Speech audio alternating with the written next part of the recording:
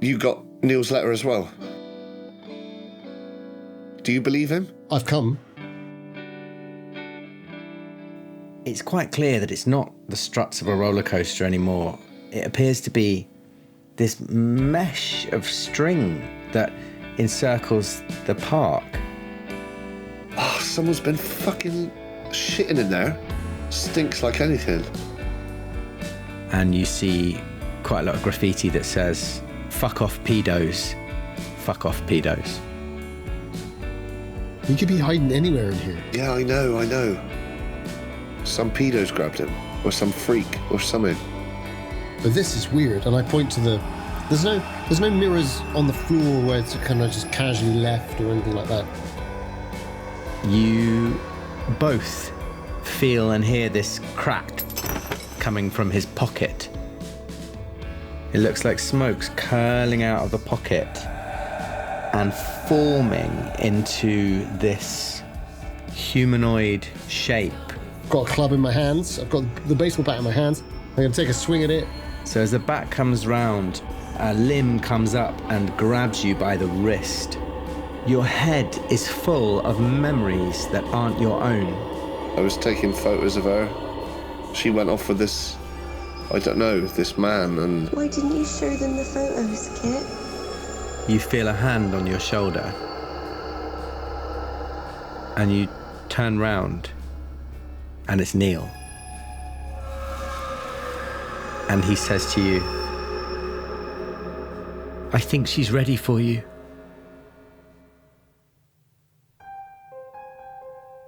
The Apocalypse Players present Unland. From the Fear's Sharp Little Needles collection of modern Call of Cthulhu scenarios by Stygian Fox. Unland was written by Scott Dorward. Joseph Chance plays Mikey Judd, aged 13. Danann McAleer plays Kit Hillier, aged 12. And Dan Wheeler plays the Keeper of Arcane Lore, age unknown. Part 3, November Rain. Wait, what? And we'll come back to you. Okay. We'll go to Mikey. Oh my God. So you're sprinting away towards number 7, which you can just about make out on your map. Yeah. Is that right? Yeah. I mean, obviously, it's a panic attack, so how well I can actually run after that first sort of 10 yards, I don't know. Maybe I just start to... I can imagine you...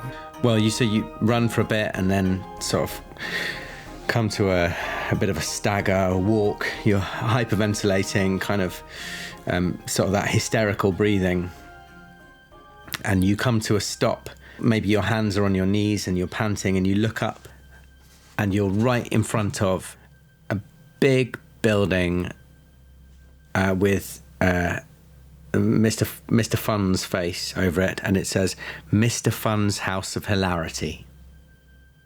And then to your left you can see a bit more of the sort of roller coaster, and then up to your right you can see like a bridge and the shore of the lake.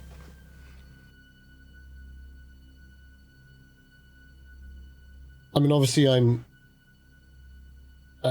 think I'm on the verge of tears. And how much of that's to do with the panic and the fact that I can't control these panic attacks when I think that much of Jojo. But also maybe there's some parts of me sort of remembering that slow dance we had at the school disco at the end of school. It was Guns N' Roses. And it just felt like it could have gone on forever in that way that time has never been that elastic for me since that moment. And I remember that I'd said to Jojo that I should have been there, and I begin to just say to her, I should have been there for you. We were supposed to meet that afternoon. And I think somewhere in the back of his mind, the footballer is still thinking, because he's been by 2 different buildings and the fog has cleared when he said something that really mattered to him. And in teenage way that sometimes your mind is doing one thing and your feelings are doing another, he's sort of actually testing a theory out as well as actually trying to express something about. So I wouldn't say he's necessarily benign in this. That may affect things. It may. So you're saying, I should have been there, I should have been there. I should have been there for you, but he's loud. I mean, he's shouting it, possibly with the hope that Kit, who he's sure is chasing after him in his own sort of dramatic version of himself. As the star player, he feels like Kit's just behind, so he'll hear this. Mm-hmm. It's like, I should have been there, and I know that I said that I was supposed to be there that afternoon. And I'm sorry, I didn't ever tell you that, Kit. Jojo, and I'm sorry for you. I stood you up, and I shouldn't have done it. Give me a fast talk roll, because, like you say, this is not totally benign. You're trying to. Should have put more points in it. I think he sort of knows that there's something. Yeah. His innocence is gone, Dan. His innocence is gone. Yeah, it certainly has. And suddenly now all of the psychological reality that he once just took to be pure instinct is just a maelstrom of fog and lies and carnival rides and a house of hilarity. I rolled a 45 on a 35, and I'm going to spend 10 luck. I'm going to pass it. Well, before you spend that luck, I'd just like you to know as a player, because the player's spending the luck, not the character, right? So as a player, I'd like you to be aware that you think that the mist is going to part if you tell the truth. So I'm going to fail that. Maybe consider the fact that your fast talk might have to be better than a regular success to fool something which can make the mist part. I'm going to fail that. Yeah, I think maybe we just let that one go. It was a nice try, though. But you know what? I think that's where he realizes that his voice isn't right. It feels a bit broken and a bit like it's no longer quite the boy, but it certainly isn't the man. And he thinks about his dad. And he thinks about being a crook. And he totally tenses up. And all pretense at sort of rational thought goes out of the window, and he just starts crying. But he can still hear in his mind's eye that cold November rain. And the dance, it's almost like he can feel her still as they were dancing together. Yeah. Oh, yeah. So, Mikey, you start to cry, and you can hear your own sobs echoing around this empty park. Is your torch in your hand? I think I ran and left it, didn't I? I didn't mean to, but I was starting to have a genuine panic attack, and I'd said I had the baseball bat in one hand and the torch was on the floor because I hadn't picked it up after the sound loss.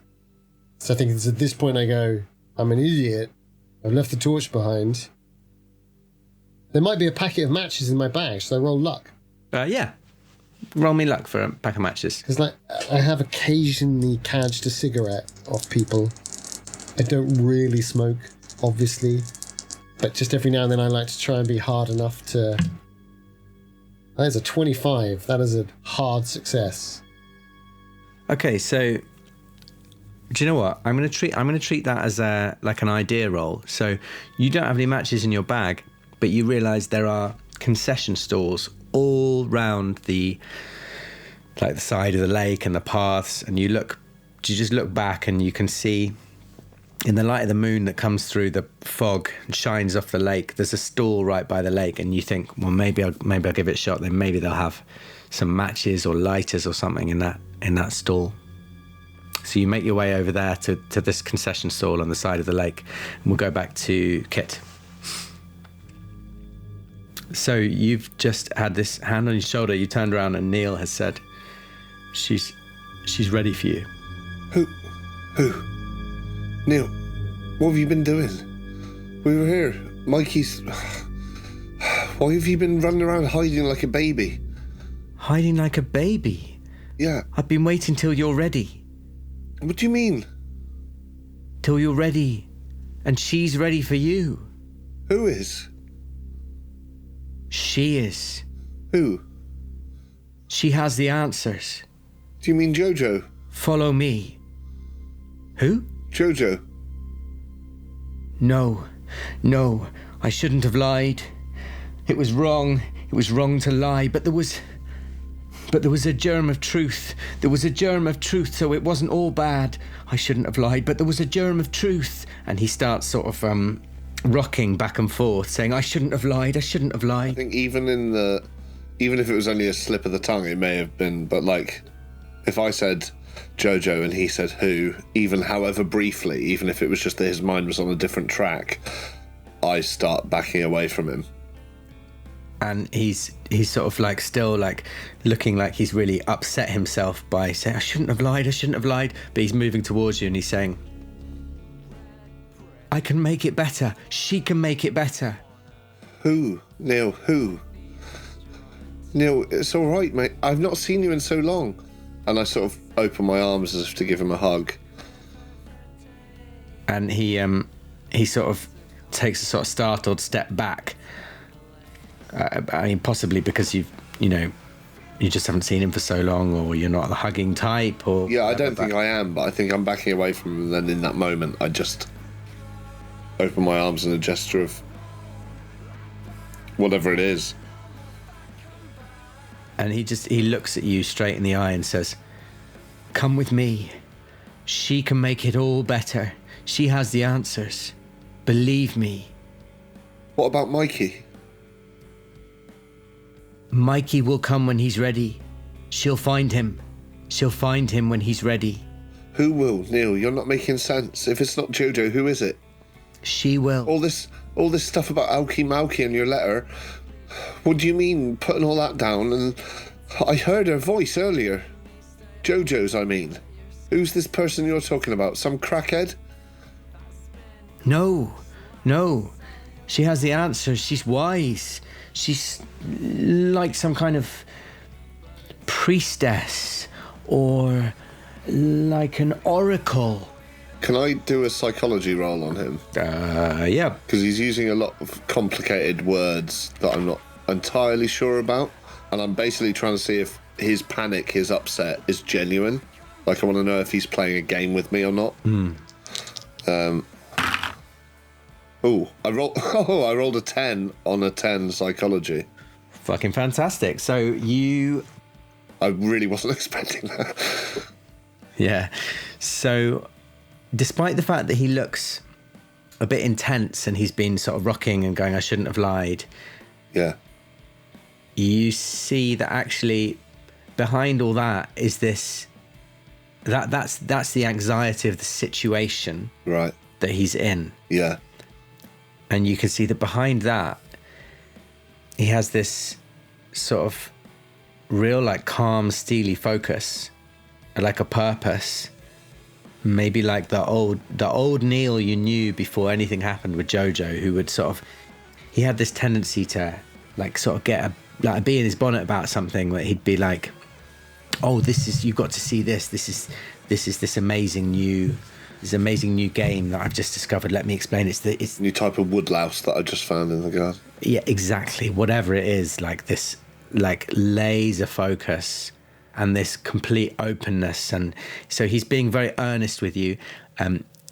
All this is to say that it does not feel like he's trying to bamboozle you. It feels like he is trying to. It appears that he has your absolute best interests at heart, and he's being entirely honest in this moment. Okay, great. In which case I say, Neil, pal, like, I'm sorry, but we've got to bring Mkey. I can't leave Mkey here. He's upset. You didn't see the thing. Something happened. This mirror cracked, and there was this. It sounds mad, but there was this person in the smoke, and I don't know. I don't know what's happening, but we can't leave Mkey. He says, part of me is in a mirror. What? And part of you will be too. But in what mirror? What do you mean? Follow me, she'll show you. I don't want to be in a mirror. It's the way. Only part of you. Look at me. I'm here and I've never been more whole. Can I do a spot hidden? As he says, look at me. Can I see if he... Yeah. Yeah, okay. Maybe for the first time, I know it's dark, but, like, maybe just look at him entirely, because he's freaking me out at this point. Like, although I think he's being earnest, which is interesting. I was about to say, thank fuck I succeeded on that psychology roll, but actually I think it's probably a bad thing. Okay, an 84 on my spot hidden, so I don't succeed. He just looks. He looks like he always has. Maybe a little bit older and maybe a little bit skinnier. Like he looks a little bit drawn, but normal. I also know, although I'm a child, obviously, I know that I have a suspicion that Jojo disappearing probably hit him harder than the rest of us. Although maybe I don't understand it on that level, but I know that he was like maybe the most upset. So I sort of go, okay, Neil, I'll come with you. Just, and I just shout back over my shoulder, Mikey, Neil's here. Mikey. Let's pick up with Mikey, who has stumbled over to a concession stall on the shore of the lake. It's a real jumble of stuff in this stall. It's got some bits of like souvenirs from the park. So like Mr. Fun keychains and Mr. Fun cuddly toys. They've all got this really weird, it's almost like they've got a mold growing on them. But it's like they've got this grey, fibrous, fleshy sort of texture, like the weird creature that attacked you. Oh. But also it's got various bits and pieces, it has got loads of lighters, like lighters with Funland emblazoned on them and other useful bits and pieces, key rings, bottle openers, pencils. So if you were after light, you might be able to pick something up, yeah. I think as I've gone over, and I've had these sort of revelations, the sequence of revelations that primarily either you do this right or you don't do it at all, which is sort of the spark for the panic attack. I'm still breathing a bit hard, but I think the one thing I do try and do, I think I poke one of the bigger items with my baseball bat.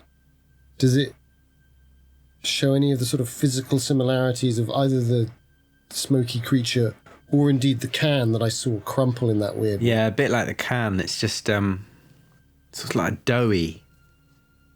Do the lighters look the same? Do they look like they have the same issue? Actually, the lighters look like they're all right. I will tentatively pick a lighter. Have I heard the shout yet? No, give me a listen roll. Sort of maybe as I'm going for the lighter, I hear nothing on a 57 on a 35. You hear nothing. So you go for the lighter. I imagine it's one of those novelty lighters.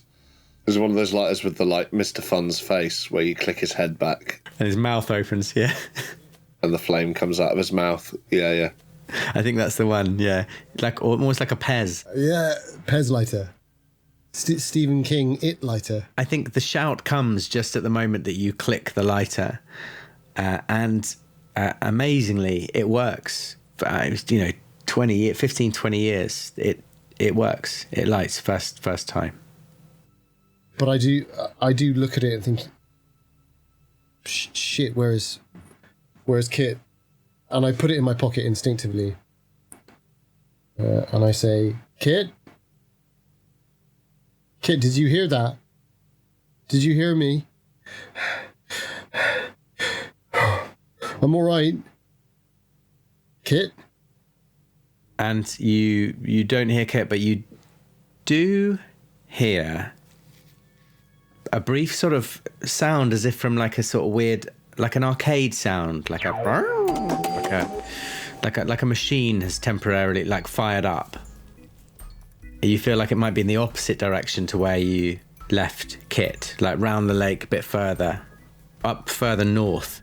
Not that I can see that on my map. No, you can't, unfortunately, but you're sort of latitudinally with 7. Kit's further south where you left him, or at least that's where you left him, and you're hearing this from to the north. I mean, obviously I'm curious. I think I try this. I go, Neil, is that you? But I'm actually backing away as I say it. Because I think I'd like to go back. I'd like to go back to him. I'd like to make amends. I think I've made a mess. And I don't want the competition of being the best person. I just don't want it. I can't handle competition anymore. And I should just be honest about it. Okay. So you're making your way back towards Kit. Yeah, but I'm looking the other way at the moment. I'm sort of just cautious if something started up. Yeah, you just see a little bit of light over, like, to the north, and then it goes out again. I'll turn and I'll go Back south. back down towards. Yeah. Meanwhile, Kit, what are you doing? Well, I think if there was no response initially, I say, because in my head I'm thinking, well, is this a woman? Like, if he's saying this woman's like, I don't know, she knows stuff, I'm thinking maybe Neil's just upset. He's clearly in a bit of a state, and I've not seen him like this before. Maybe it's an adult, and maybe just all we need is an adult, really. There's a part of me that just wants an adult at this point. So, you know, and I'm the sort of person who trusts teachers and tends to trust adults. So I say, all right, we'll go. But we've got to watch out for Mkey. And I shout back, like, Mkey, Neil's here. We're going to see someone. We'll be back soon. Meet us at the gate if you're not here. I sort of don't know what I'm saying. I'm just trying to leave a message in the air. Yeah, and Neil says, she'll find him when he's ready. Come on. I know. And he drags you basically back the way you came, sort of through the bushes onto the path. Mkey, could you give me a listen roll to see whether you heard any of that? My listen is really bad.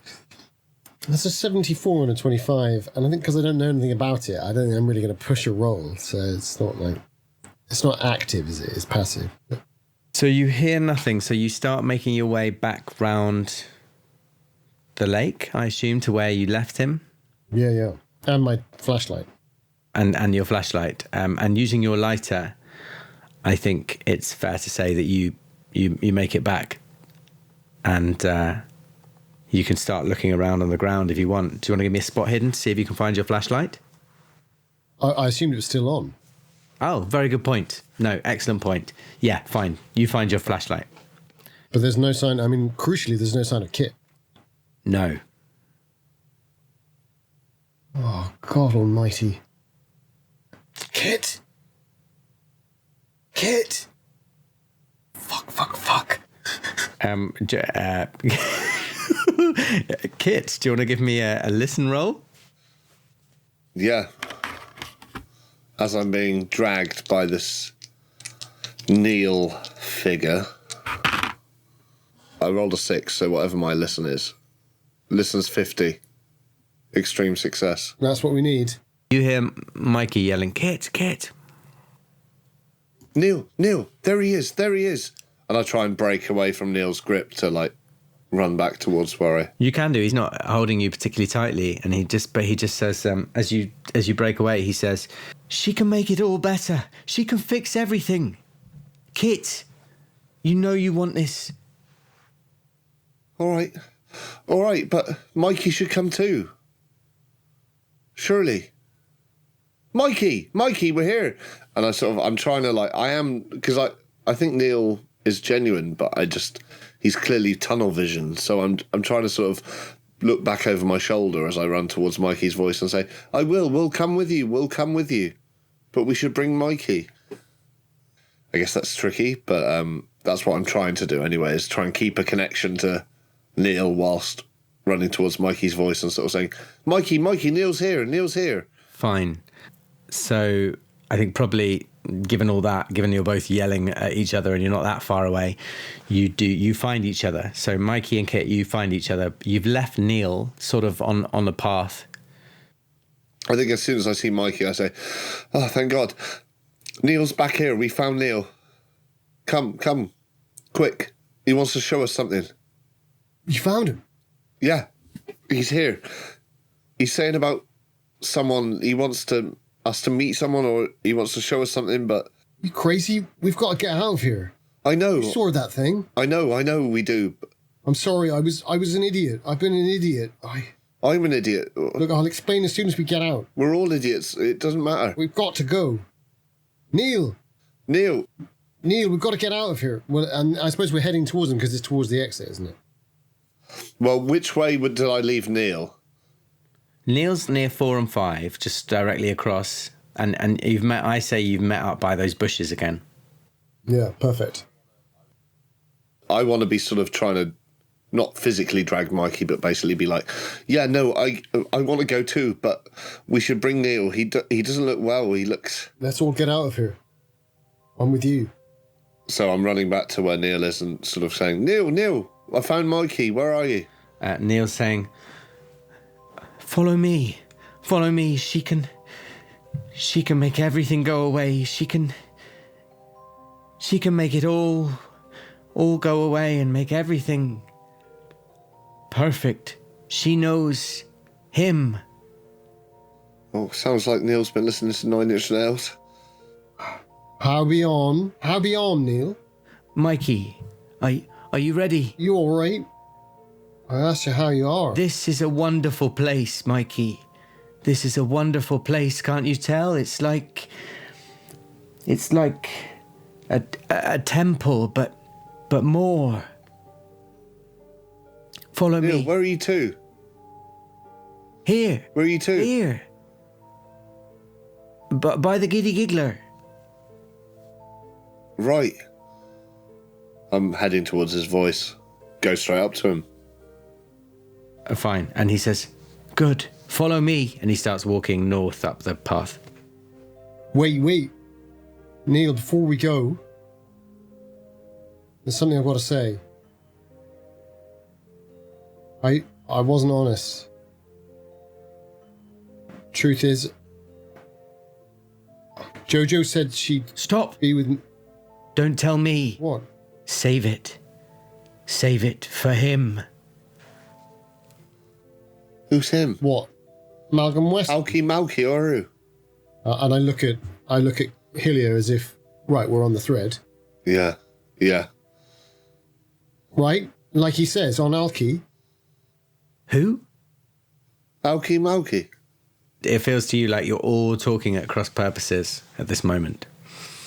I take a step back. I don't, but I probably stop. And I put my baseball bat into my belt. But I surreptitiously begin to try to get my catapult out. What do you mean, who? Now listen, all right? Malky. You wrote about him in your letter. Exactly.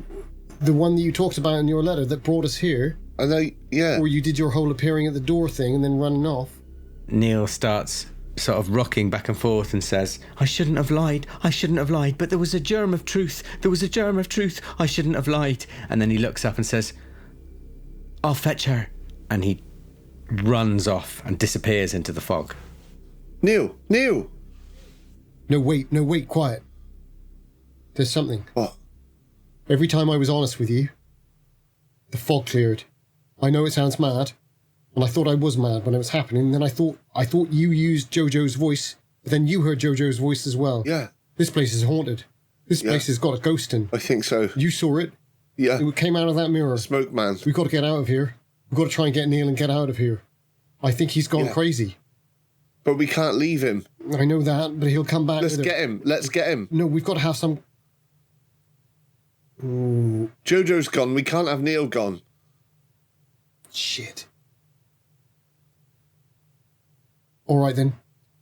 And then let's run. Let's go. And I want to, as we start to run, I just want to, if there's gravel around or anything, I want to scoop up or try and find a couple of rocks. Which way are you running? North after Neil. After Neil. Okay. So you're heading sort of up the path towards number 7. You run up the path. You arrive back at number 7 where Mikey's already been. Mr. Fun's House of Hilarity. No sign of Neil, but there's this what looks like a fun house, you know, a crazy house. I think those things scared me even when they weren't abandoned, so I've no urge to go in. But there's no lights on inside or anything that we can see? No. I mean, the only light is a slight sort of glow from over sort of towards, like, to your right, a bit north on the shore of the lake. There's a slight glow. You looking at that light? Maybe there. What's that?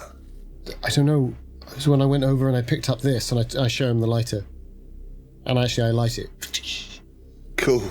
I've got the other things in my other hand. A little bit precariously held, I suspect. A torch and a catapult is enough for a 13-year-old's hand, I think. Possibly enough for my hands. Anyway, and I say, I picked this up and it was like a light came on and a machine up on the top side of the lake somewhere there. Listen to me. Listen, I don't know how long we've got and I'm scared. That's the truth of it. I know. I need to get back anyway. I was a shit. My parents will be... It's not about that, is it? You know it's not about that. Not with that grey thing. I know. Listen to me. I've done bad things. I should have been with her that afternoon. And I stood her up. And she chose me. She chose me. Right. Because I looked like I had some sort of skill or talent. And I think it's all gone. I can't take it anymore. My uncle's much worse than I ever said. Listen, she was all our friends. You didn't do anything wrong. You didn't know. I didn't know. You're not listening. I did do something wrong. You had those photos and you did know, but you didn't do anything about it. But if I'd been with her, that would have changed things. She loved... Well, if I'd shown them the photos, that would have changed things. She said she loved me. Right. Well, even if she's gone... We were kids. We were kids. I know. We was little boys. Oh, but I mustn't lie. You hear this voice. I don't know how you haven't noticed her sort of sneak up on you, but you hear a woman's voice right next to you. An older woman's voice saying, "Oh, boys, you're ready. Why are you wasting it on each other? Come and give it to him." And you look round and you see this woman dressed in like a skirt suit, like a jacket and a skirt. It's kind of ragged, like she's been wearing it for some time, but she looks like once she was very smart and sort of well-to-do. And she stood there just sort of smiling at you. That's all right, miss. Do you know our friend? Have you seen our friend? Oh, Neil, yes. Oh, he's been one of my finest. He's a true believer. Right.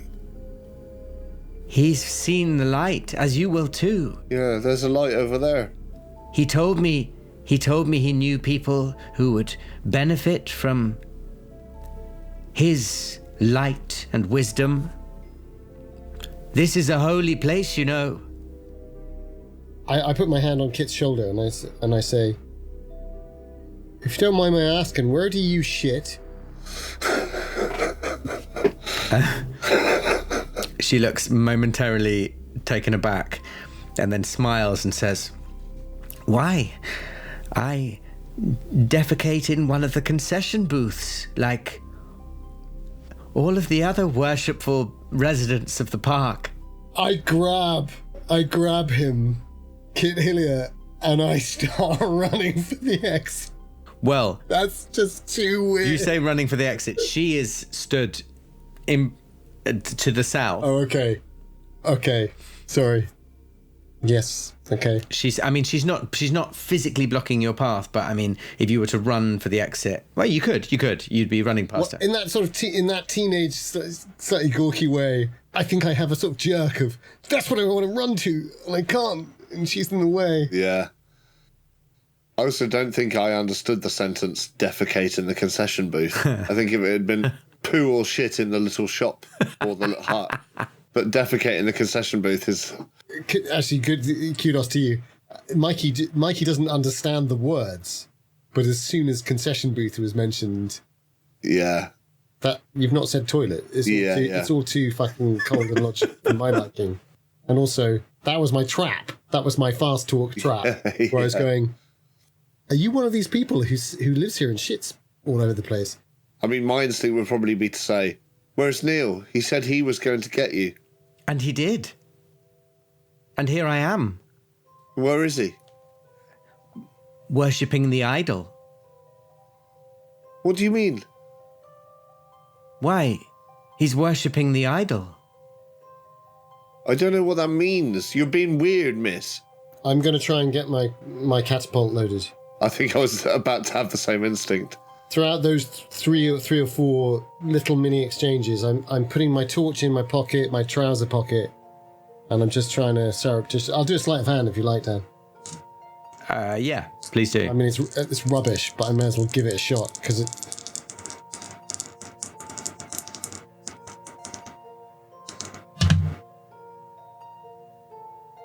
Sometimes the great god Cthulhu favors me.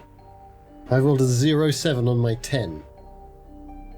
Fine. So you managed to get your catapult into your hand without her seeing. And she's saying, he's worshipping the idol. What is it? Is it a ride? I don't know what you're talking about. Wait, I think I understand. I think I know what it is. And do you know what I think, miss? I think that thing belongs in a museum.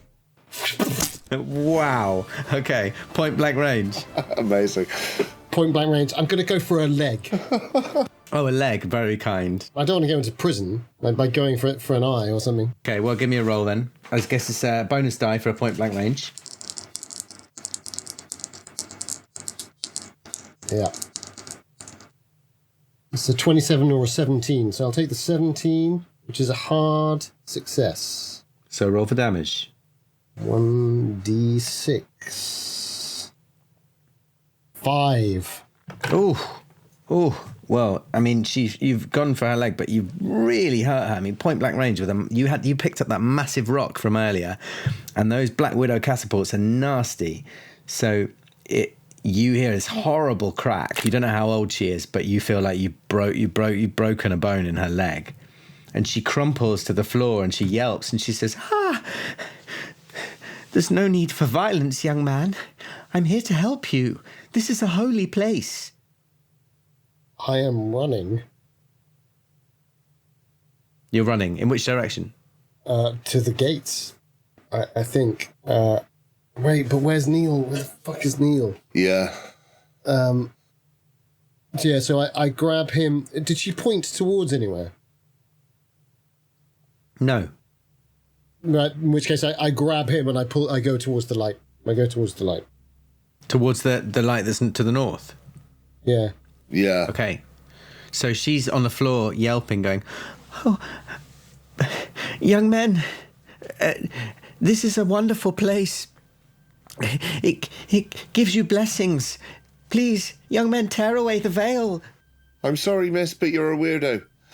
Her voice is fading as you approach this light on the shore of the lake. And as you approach the lake, you realise it's there's this little sort of bridge. The bridge looks really rickety.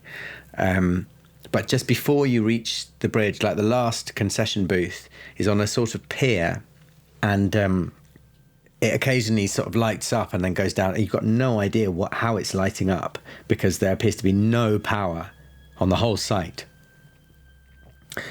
But you're drawn to it, and it's on this little sort of jutting out pier overlooking the lake, and like a seaside amusement thing. And it reminds you, given the year that it is, it looks very much like, if you've seen the movie Big, the Zoltar Speaks booth.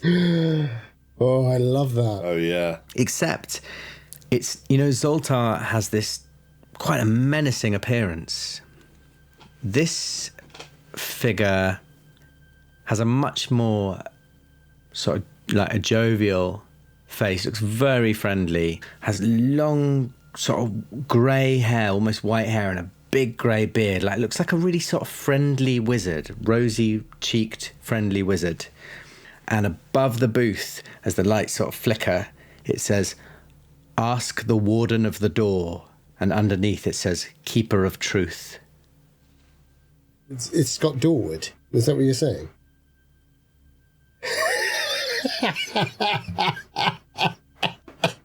It's either Scott Dorward or Alan Moore. Yeah, we're Alan. So we're fucked either way. Yeah.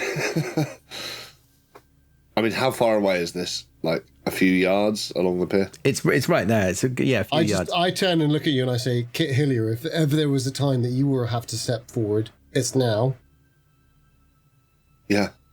That says the Keeper of Truth, doesn't it? Yeah. Maybe this is part of it.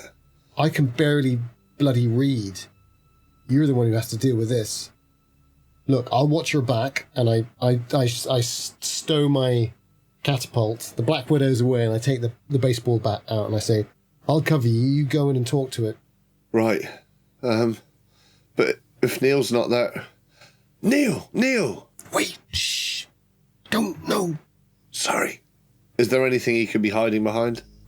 No, there's no sign of Neil. I mean, there's nothing really. It's just like a little pier overlooking the lake with this little booth. It's not even a booth. It's like a, the Ask Zoltar, the Zoltar Speaks thing. It's almost like a, you just stand in front of it, like a slot machine. I think I'm interested because one of my passions is electronics anyway. And although we're in this sort of obviously very precarious situation, we're trying to find Neil, I'm sort of... The fact there's no power in the park, but this thing's lighting up, I'm not an idiot. I'm just 12. And it's like, maybe this is the he she was talking about, or maybe this is something to do with it, whether it's a game or not, I don't know, but it does feel like we have to approach this thing. So I sort of say, all right. And I sort of pull out one of the bits of gravel I found and put it in the pocket of my slingshot and just sort of make my way towards it. Mm-hmm. I don't know if it's like I remember, we'd probably come across them before. It's like the Laughing Sailor or the whatever, you have to put a ticket in, right? Or this is a coin slot, actually. Right. Do I have any coins on me? I'd probably have some change from the bus. Yeah, I think you do. I think, as far as I remember your character sheet, I think you've got 5 quid, 10 quid on you or something like that. Okay. Well, I sort of gauge what coin it probably is, and I think this is the thing to do, so put a coin in. So, Mkey, you're sat on the ground with your slingshot. Do you have your flashlight out still? Oh, I was going to follow behind, but facing up the jetty. So if anything was to come towards him... You're facing out? I'm covering his back, literally. But with your flashlight? I've got flashlight and baseball bat. So you can just make out the figure of this woman on one leg, sort of coming towards you very slowly. She doesn't look like she's angry, but she's making towards you. Shit. And you can just sort of vaguely hear a bit of whimpering and like, "Boys, young men, this is a holy place. Divest yourself of your lies." Meanwhile, Kit, you place a coin into the machine. Yeah. Does she say divest yourself of your lies? Give me a listen roll. Yeah, I wasn't sure if it's lives or lies. Both are worrying. I wasn't sure about that either. But lies is mapping up with... Your theory about the mist. I'm going to spend 12 luck, and I'm going to pass that. You're absolutely certain that she said, divest yourself of your lies. Not lives, but lies. That does map up. And meanwhile, Kit is putting a coin in the machine. Is that correct? Yeah. And then it sort of lights up. And again, you're fascinated with how this is working, how the electrics are working. I think I'm probably drawn in by the figure, but there's also a part of me that wants to be scanning the ground for cables and stuff because I don't understand that. Yeah, it must be like a localized generator or maybe like some kind of something independent to the rest of the park. And you put the coin in and it fires up. And the figure, the face with the beard and the long hair comes to life. And it says, Oh, okay. So you enter through the gate and you see the big head of the clown lying on the ground. And can you give me a spot hidden roll? Good. Oh, well, you look inside it and you have a funny... And then it just stops.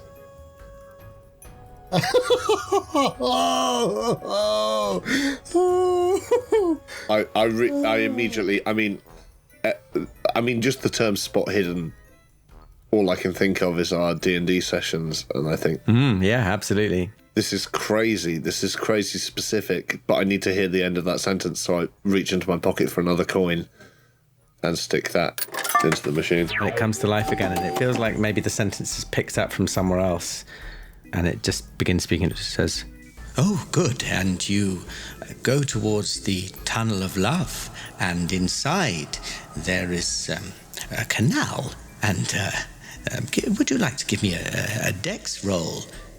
Oh, dear. Well, you tumble into the... and it stops again.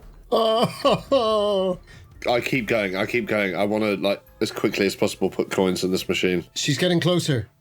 Put another coin in, and it comes to life again and says, And hanging from the chaeroplanes... No, for our American listeners, would anyone like to explain what a chaeroplane is? Yes, exactly. It's sort of like high swings in... and it freezes again. I keep going. For as long as I've got coins, I'm just listening. And it comes to life again and says, And you look down at the young woman and you just hear this... And it appears that her larynx is entirely crushed. And would you like to give me a first aid roll? Oh dear. and then it freezes again. What does its face look like when it's making these sounds? Is it like a ventriloquist dummy? Is it like very basic, or is it more... Yeah, exactly. A very basic sort of ventriloquist dummy thing. I don't know. That last one freaked me out a lot. I think I maybe pause with a coin just at the slot. Kit. She's here. She's getting closer. What's going on? I hear that, and I think about what's happening, and I don't really understand why, but instead of placing the next coin in the slot, I put it in the pouch of the slingshot and fire it at the glass. Wow. Let's try something. I haven't got a clue. I want to, see what happens. I want to see inside this thing. Yeah. So I step back and just aim it at the face behind the glass. I just release this pound coin or whatever it is. And you fire it in and the glass shatters. And as the glass shatters, this sort of grey smoke, a bit like the smoke you saw pour out the mirror, comes teeming out of the glass case. But it goes sort of shooting over the park in various different directions. And as it is, you hear that the figure starts talking again, and you hear it say...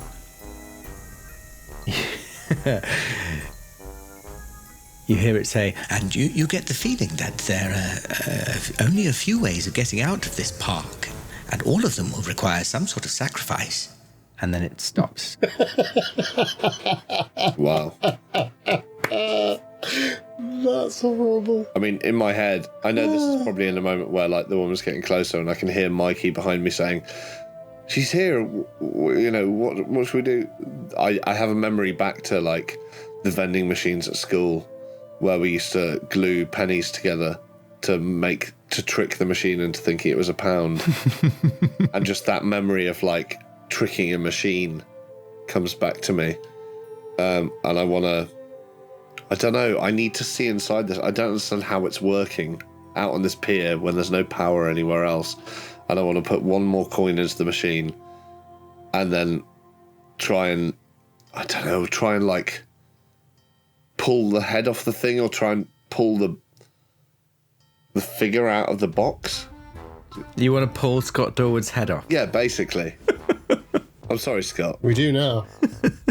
It's more, I'm in a panic, but I'm also in a sort of almost zen state where it's so strange what's happening. And I've already made the step of smashing the glass. So even for a good boy like me, I'm sort of in it now.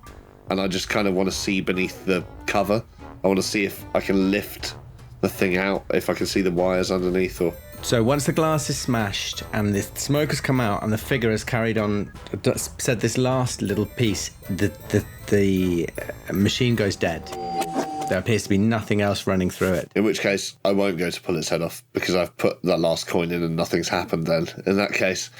And I realised that whatever power it had maybe is linked to the smoke somehow or linked to something. Anyway, I'm freaked out.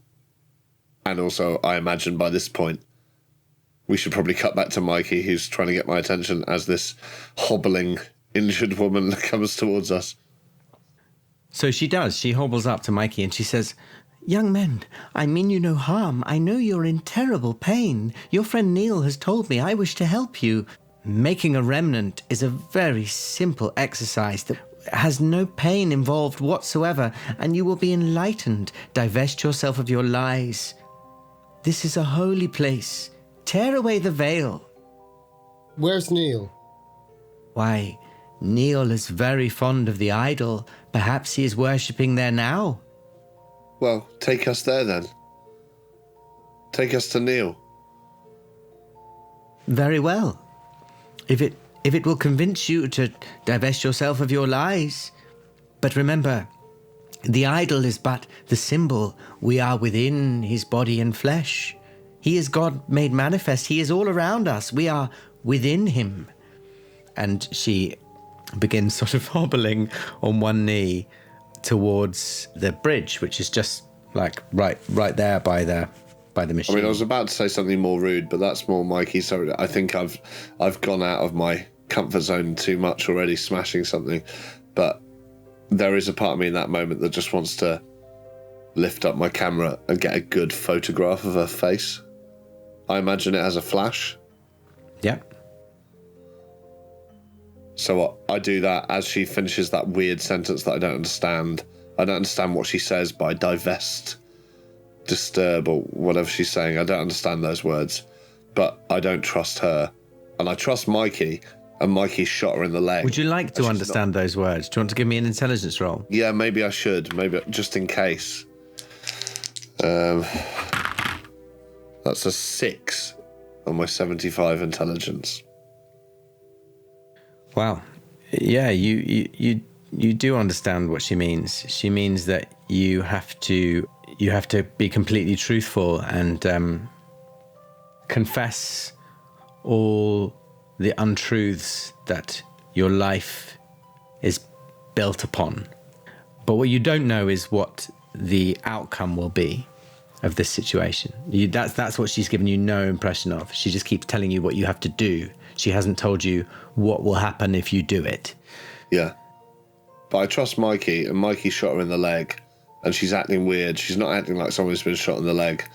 So I feel the need to record this for posterity. I just, as she finishes saying that, and I understand on some level what she's saying, I just pick up my camera and take a few photos with the flash of her. Great. Probably quite close to her, but, just to get her face. Yeah. I think my instinct is that I say to her, "You take us to Neil, and we'll talk to him about whether we make any of this divestment, divestitis that you were talking about." Yes. Yeah, take us to Neil. We'll talk about that. Yes.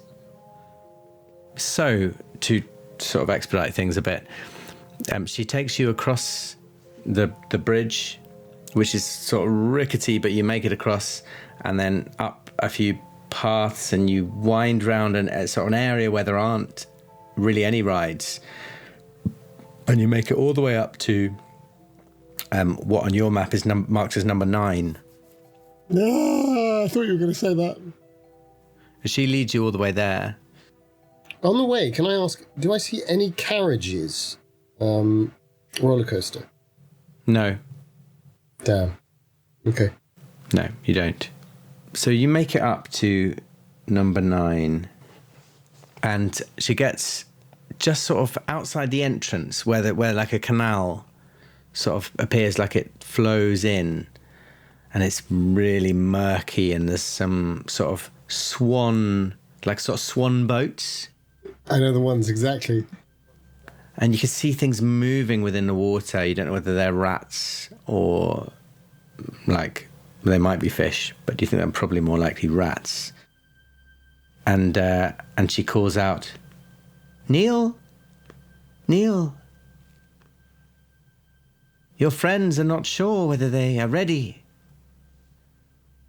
So you're there waiting outside this tunnel, and eventually Neil comes out and says, they should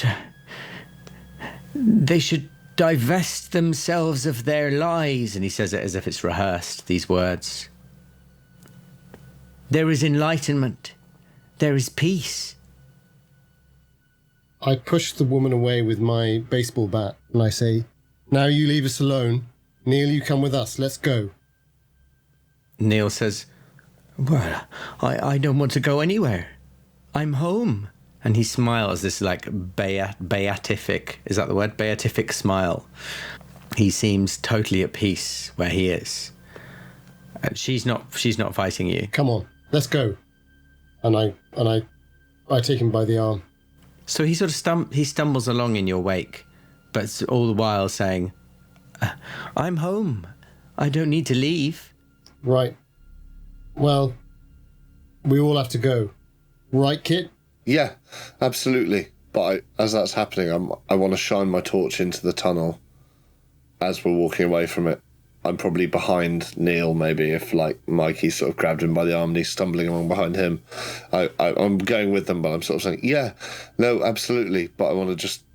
Because there's something about his smile, there's something about having come this far. I feel the need to see into the tunnel.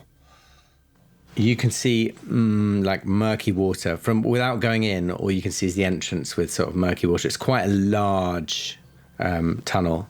Was that the Tunnel of Love? That's the Tunnel of Love. It says over the top of it, it says Tunnel of Love.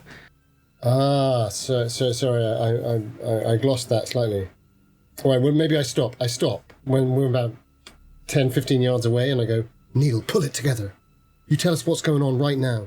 He looks at you, and he looks back at the woman who's on her sort of knees, still in pain, but still she's got a bit of a smile and an earnestness to her, and she says, Neil, my boy, speak truth to your friends. And he says, all you need do is speak truth into the mirrors, and you will be free. He requests only truth, and truth will set you free. Who's he? Neil, who's he? He looks back at the woman, kind of unsure of whether he should speak or not, and then looks back at you and says, why, the Phantom of Truth. I don't know what about a phantom or a ghost. Neil, you're scaring me. And you're scaring yourself. We need to get out of here. But there's one thing. I heard Jojo's voice earlier. Is she here? And then he starts rocking and says, I shouldn't have lied, but there was a germ of truth. I shouldn't have lied. She's not here, is she? She's not here. You just said she was here to get us here.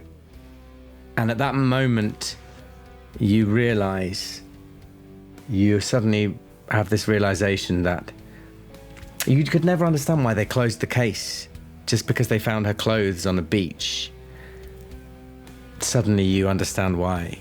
Your innocence falls away and you realise she was taken by a man and probably raped and murdered, and all they needed to find was her clothes. And your parents said some things that you didn't really understand. It was a few years ago. You were even more naive than you are now, and they talked about certain forensic evidence that was found on the clothes. And suddenly it all comes crashing down, and you know she's gone.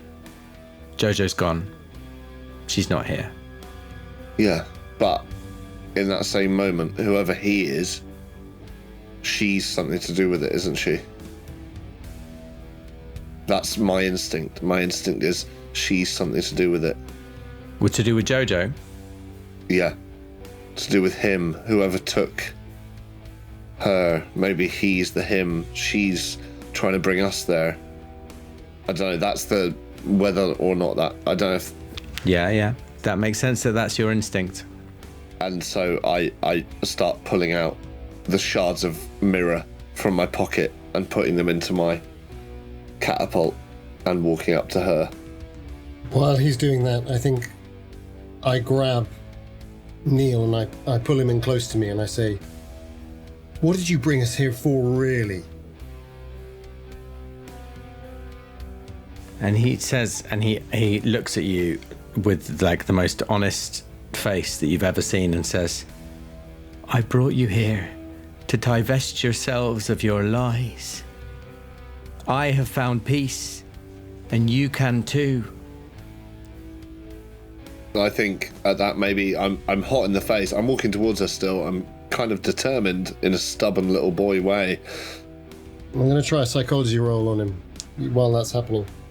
I was just going to say I'm also hearing what he's saying, and I think I do shout back, "I've already told the truth. I told the truth to my friend Mkey. I took photos and I didn't tell them. I took photos and I didn't tell them, and maybe that's my fault. Maybe that's my fault. But you..." "But you must tell it to him," he says. "You must tell it to him." And he grabs you by the hand and starts dragging you along. And I just want to say, to who? To who? "To the Phantom of Truth," he says, and he keeps dragging you. I'll grab Kit's other hand and try and drag him away. "No, we're leaving now." Well, you're all heading that way, south. Oh, he's already heading that way. I assumed he was dragging us towards the Tunnel of Love, but he's not. No, he's not, actually.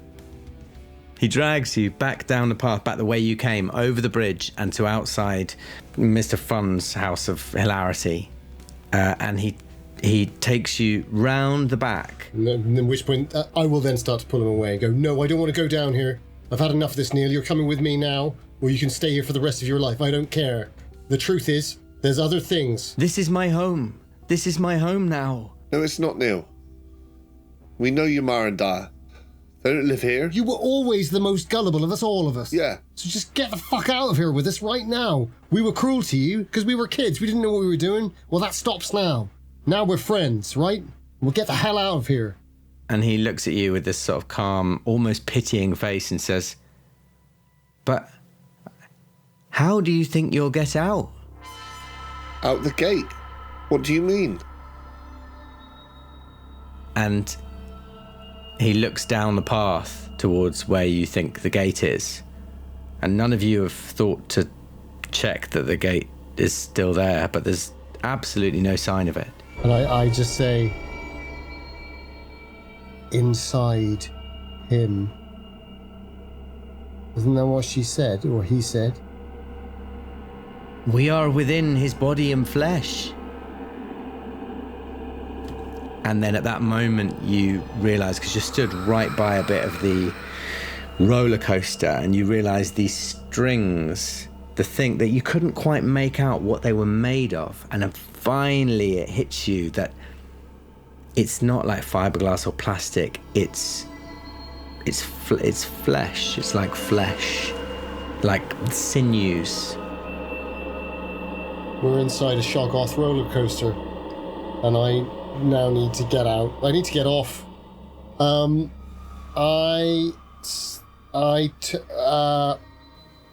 think you should all roll sanity for that. 26, I succeed. Kit, lose 1 point of sanity, please. I think the thing I think of in that moment, if it's fair to say, because I'm sort of realising this fleshy thing, I hadn't seen the figures in the same detail that Mkey had. But the one thing I realise is, and I pull out my Polaroid as well, probably, I realise I can't see where the roller coaster starts. There's always like a building where it goes from. And where is that building? No, you've never seen where it starts. It just goes around, it loops around over the lake and around the park, but there's no start and end point. That's exactly right. Mkey. 76 on a 72. I think my mind flashes back to that point where I looked through the figures hanging down and I thought I saw something about this. And it's been bugging me ever since and I didn't want to go near it. And my mind snaps. Mikey, could you roll me a D? Let's roll me a D6, please. Inevitably a 6. Oh, that's bad, isn't it? Is that about? Oh, that's perfect. It's 10 minutes before we have to stop. Sorry. No, it's good. It's just, the game is designed to continue play. I've lost 9 points in a single evening, which is not quite a fifth. But you have about because... But it's about because it's 5 and 1. Yeah, okay. At this moment, Mikey, you've had this realization of what you've been looking at, and suddenly it's like you go blind. Your eyes just shut down, everything goes black, and you can't see a thing.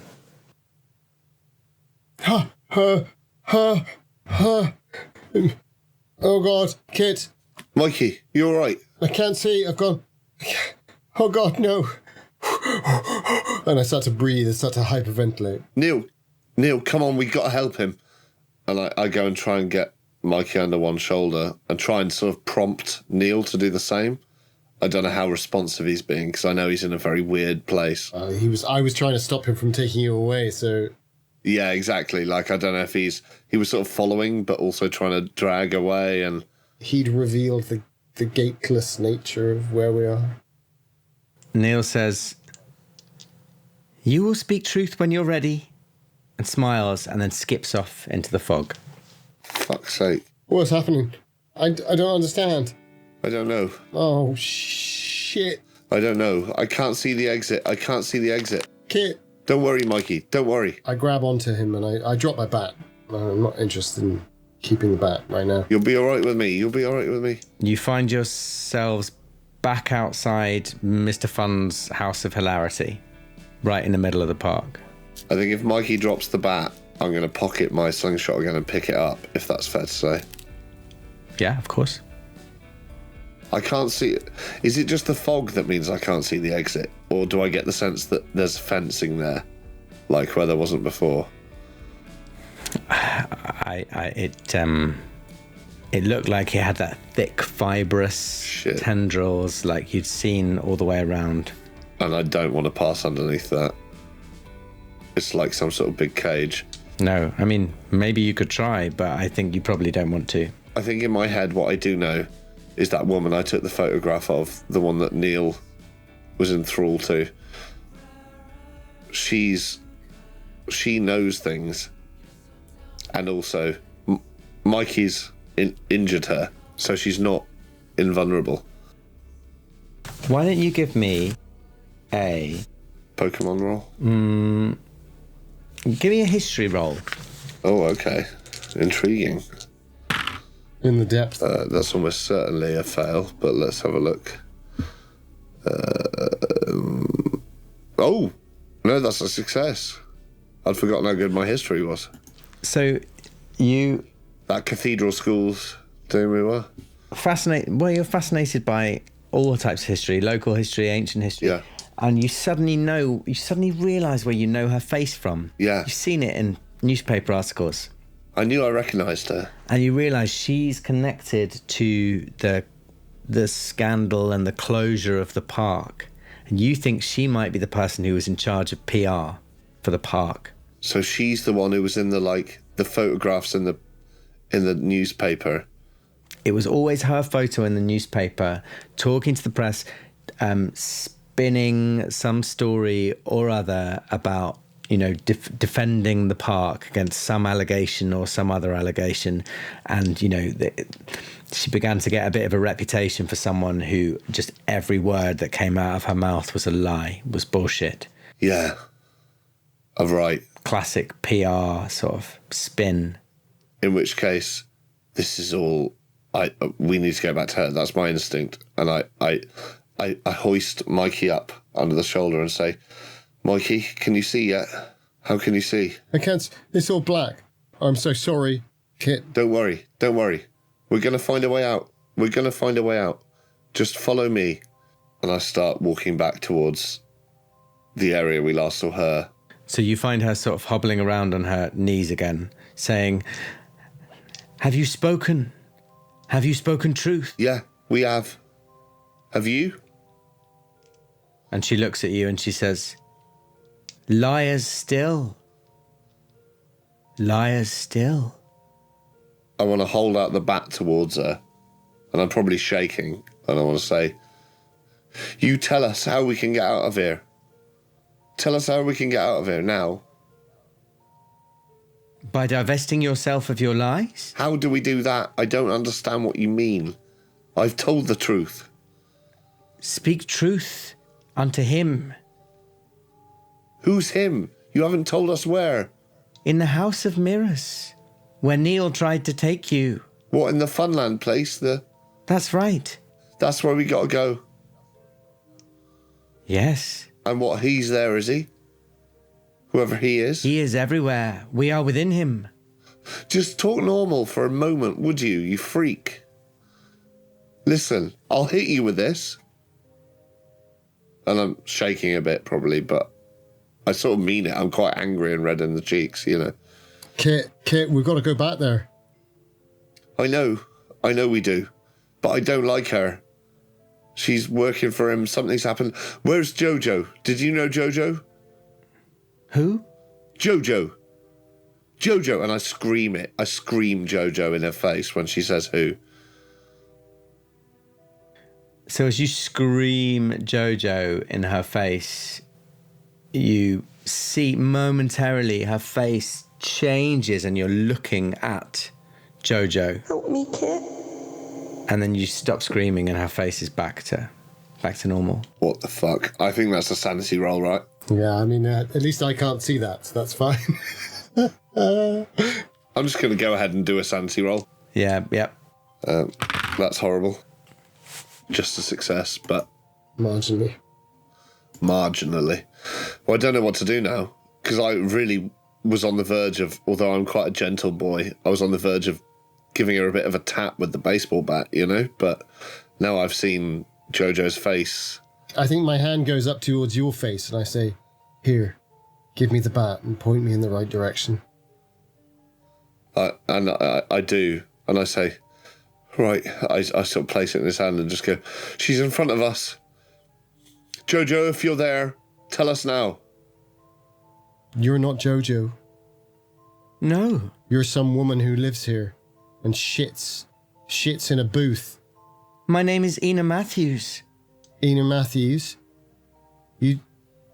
I am the High Priestess of the Phantom of Truth. Tell us, High Priestess of the Phantom of Truth, how we get out of here, or I will swing this bat so hard that you won't wake up. Oh, and she chuckles and she says, oh, but I will. No one can die inside this park. Do you not realize that? Hit her, Mikey. Hit her. That's what I'm saying anyway. No. Let's go. Let's go, but run. Take my hand, let's run. Right. Okay. You'll have to be my eyes. That's fine. And I turn back to her and just say, you stay there, or you have another hobbling. You little bitch. And I almost chuckle to myself, and then I run off with my arm around Mikey. Is it fair to say that I overheard Scott Dorward? Sorry, I mean the Booth of Truth. Did I overhear the Booth of Truth? I was imagining I was like a couple of feet away from him, covering him. Yeah, you heard everything. I think as I get there, I say, he said we can't leave without any form of sacrifice. So, who cares what they said? No, listen to me. I've got nothing to live for. My dream's over. My dad's a crook. I loved her and I let her down, and she loved me, but I was scared. I think now I realise that you loved her much more than I ever did, and I'm an idiot. You've got everything to live for. You've got that posh school to go to. You're smart. I'm stupid. I can barely read. My mother can't read at all. Now listen to me. Whatever happens, you get out of here. And if there's a sacrifice, it's going to be me. I don't want any talk, and I don't want any back chat. Because we haven't got long. Let's get this done. Listen, Mkey. I'm your friend. We don't leave each other behind. Remember when we were in the mines of Zaza Bazaar? And the shadow demons were enclosing around us. Yes, I may have gone easy on you as DM, but that's because I didn't want to see your characters die. We'd gotten to know each other by then, you know? And look, you've got nothing to apologise for. You've got nothing to apologise for. And I say, like then, we stick together. We stick together till we're out of the mines. We stick together till we're out of the caves. You understand me? Can I make a suggestion? It's slightly fueled by whiskey, but it is 1:30 a.m. and you have just made one of the best offers for us to go and play the Mines of Zanzibar as a second chapter to this fucking story.